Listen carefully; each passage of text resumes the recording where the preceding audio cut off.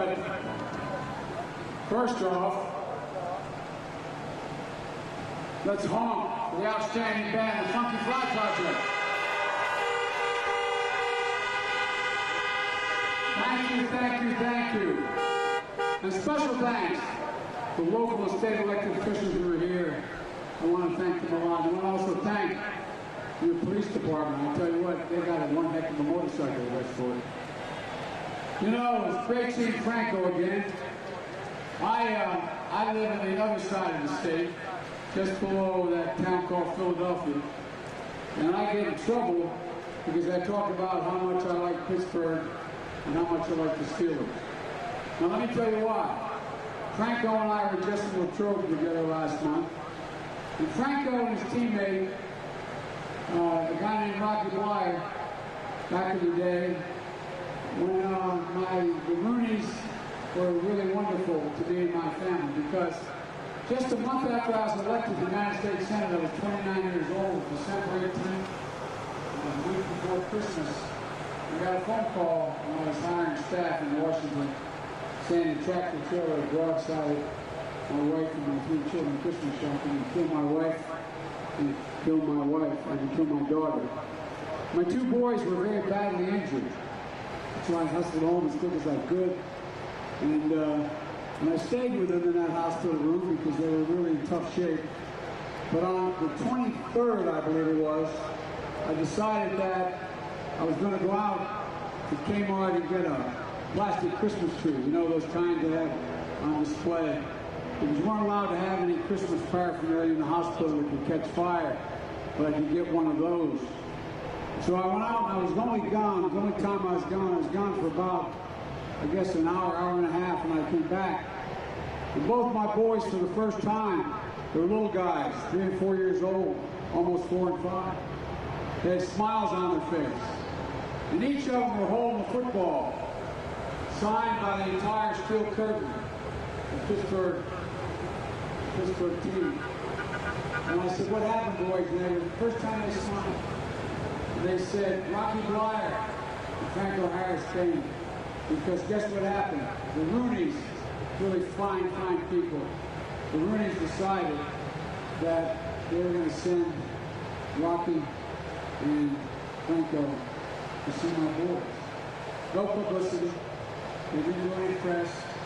Didn't let anybody know. They spent 45 minutes with my boys. They got me playing one home. That's who we are as a country. That's something the president don't understand. Looking out for each other. 1,000 acts of kindness, the decency that people used to show to one another, and still do. But he just doesn't get it. Pittsburgh is one more day to show who we are once again.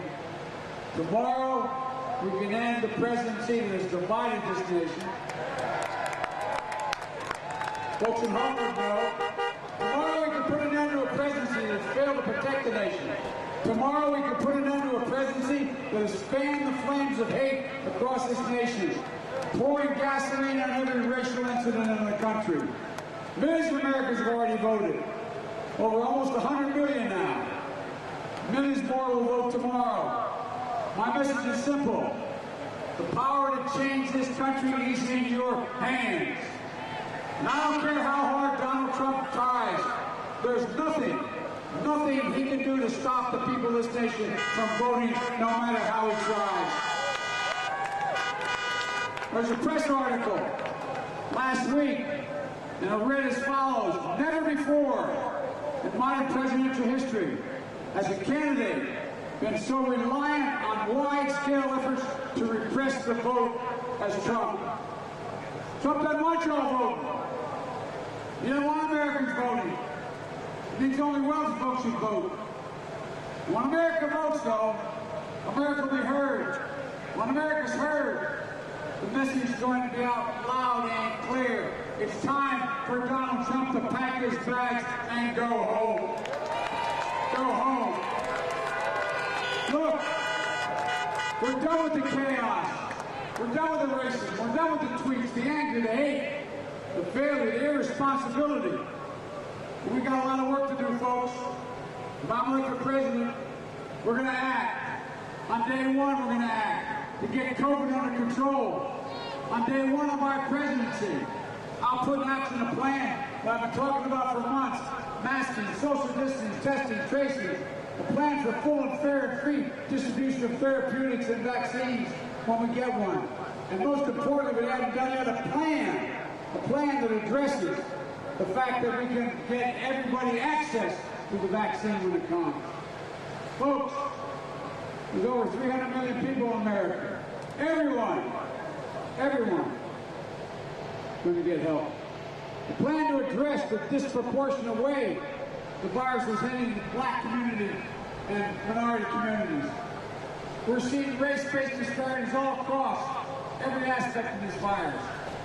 Higher infection rates, lower access to testing, a harder time quarantining safely, lower access to quality treatment when you become infected, and tragically, higher mortality rates, 3 times as high as the white population. 1 in 1,000 black Americans have died from COVID so far. And by the end of this pandemic, if things continue as he's allowing them to do until the next president takes office, there will be another 200,000 deaths predicted.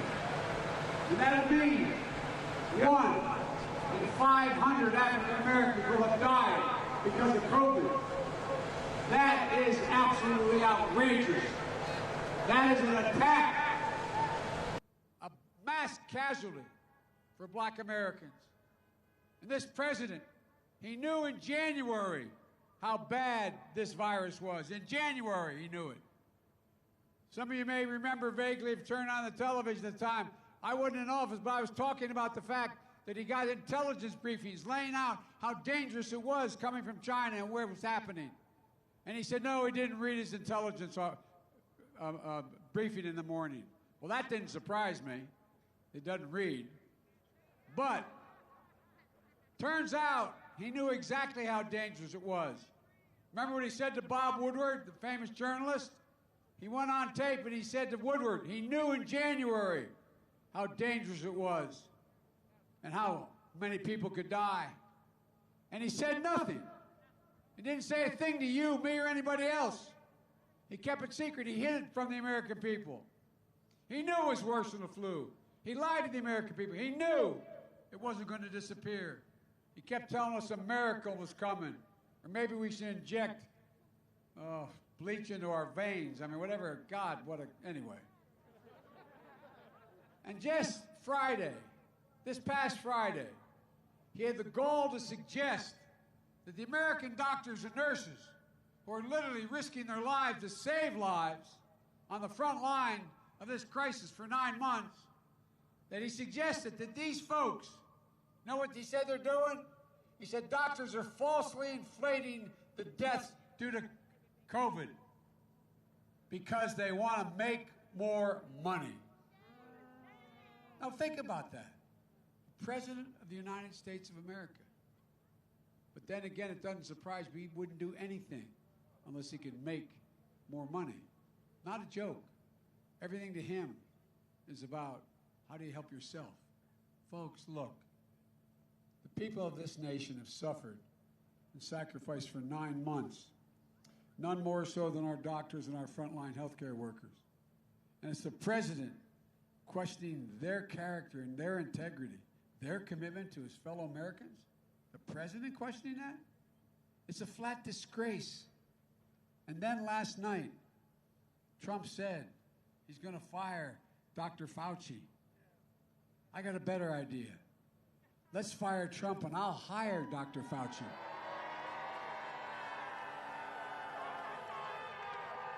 Look, the president has waved the white flag of surrendering this virus. I'll never do that. His chief of staff said last week, we're not going to control this virus. We're not going to control the virus. The first step to beating the virus is defeating Donald Trump.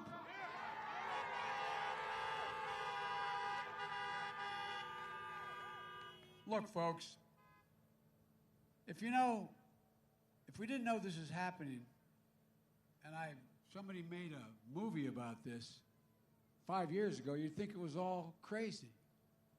But it's real. It's real what's happening. Donald Trump, by the way, keeps telling us what a great jobs president he has been, how many jobs he's created. Well, I was just with President Obama in Detroit and Flint, Michigan, my buddy. It was great to be with a president with real character, a president respected around the world, a president our kids could look up to. But did you know President Obama and I helped create more jobs in the last 3 years of our administration than Trump did in the first 3 years of his, even before the pandemic hit? Did you know Donald Trump is going to be the first president in 90 years who's going to finish with his 4 years in office with fewer jobs under his leadership than when he started as president? And black unemployment remains too high. Too many black businesses are shuttered for good. Black-owned businesses are shutting down twice as fast as other businesses. And business communities of color have shuttered because they didn't get the help, the money that Congress had passed. Congress passed over $2 trillion. You know the first thing what the president did? He fired the inspector general, was supposed to follow where the money went. And guess what? Minority businesses, small businesses, they didn't get the help. It went to the Mar-a-Lago crowd, not a joke. His wealthy friends. He fired the inspector general. You know, he sees the world from Park Avenue. I see it from Scranton. I see it from where I grew up. I see it from here in Pittsburgh. Wall Street didn't build this country. Working people built this country. That's always who's built the country, the middle class. And unions built the middle class. Folks, I believe we should be rewarding work, not wealth in this country. You all realize that just since the pandemic started, the listed billionaires in America made another $300 billion? Not a joke. $300 billion they made in the middle of the pandemic. What's going on here, folks? Well, I got a plan. And under my plan, I commit to you, no one making less than $400,000 is going to see a penny in taxes raised. But for a change, the wealthiest and the biggest corporations, 91 of the Fortune 500 companies pay zero in taxes after making billions of dollars. Well, guess what? Under a Biden administration, they're going to start paying their fair share.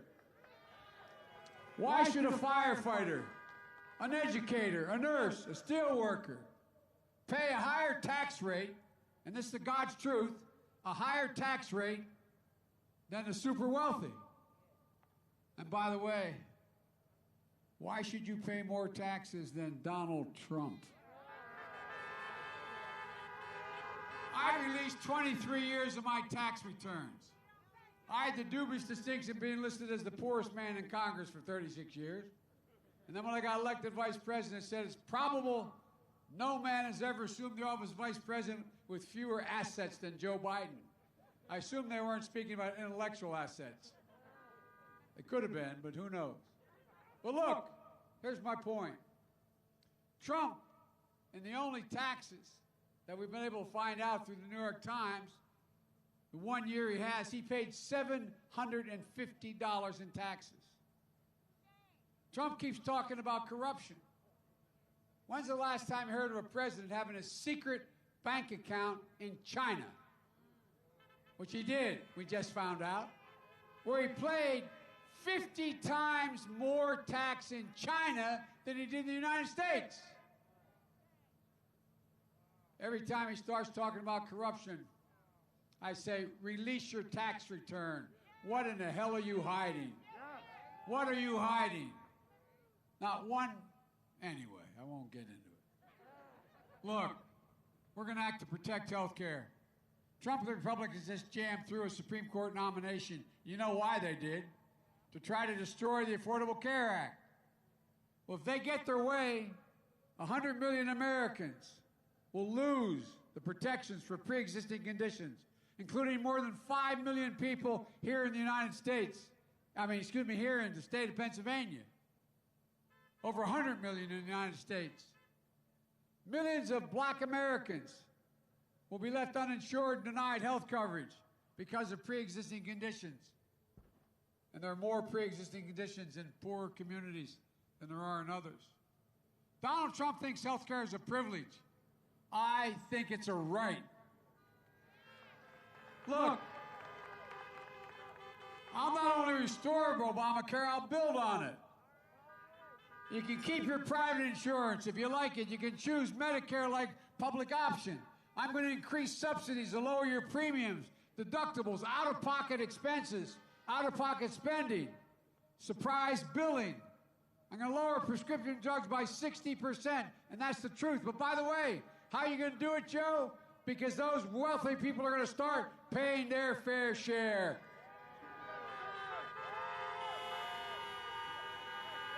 It's not about punishing everyone, it's about being fair. We'll make sure the protections for people with pre-existing conditions remain. And meanwhile, Trump publicly said, if he's reelected, he's going to defund Social Security payments. The actuary at Social Security Department said if he does that, that will eliminate Medicare by 2023.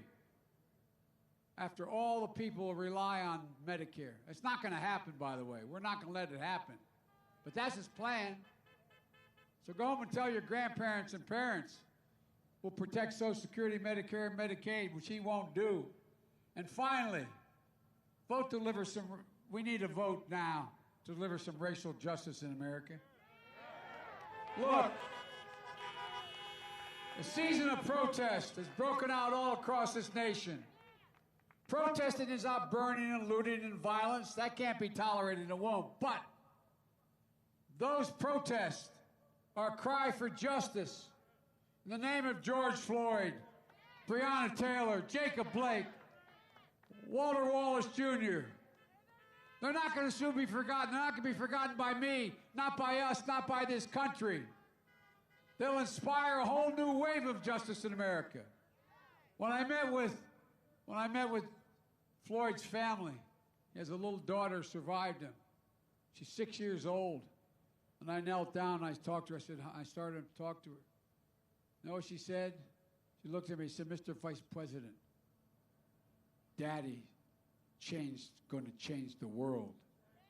Daddy's going to change the world. Folks, the country is ready. The country is ready. But not with Donald Trump as president. Now he wants us to believe so much he's done for black Americans. You might have seen the debate I had with him. I was standing next to Abraham Lincoln. He said, not since Abraham Lincoln has anyone done as much for the African American community as I have. I turned to him and asked him, Abe, he got offended. He got offended. Look, Pittsburgh, honk if you think his commitment of having done more for the African American community than Abraham Lincoln is true. Honk your horn. Silence. You got it, man.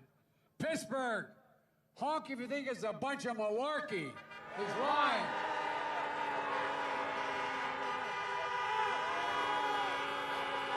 You got it. Look, the truth is Donald Trump has done more to harm black America than any president in modern history. This is the same man who started the birther movement against my buddy Barack Obama. This is the man who, when the first black woman running for vice president, he looks at her and he calls her a monster. Oh, yeah, man. And remember on stage with him when I asked about the Proud Boys, that racist group of white supremacists? I said, would you deny them? He turned and he said, I'm going to tell them to stand down and stand by.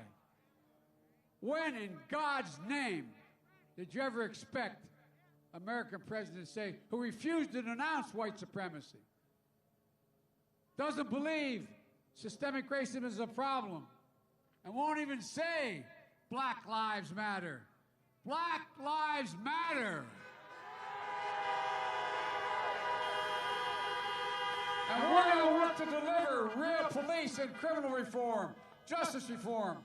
We know what true justice is all about. It's not only about a system, criminal justice system that's fair, but it's about being able to build wealth, jobs, homes, families. Folks, we're in a situation where, think about it, how many people you know working 2 jobs and still being in poverty? We need a national minimum wage of $15 an hour for everybody, period.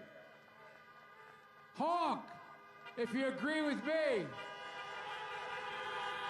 Honk, if you agree with me, my proposal for first-term home buyers.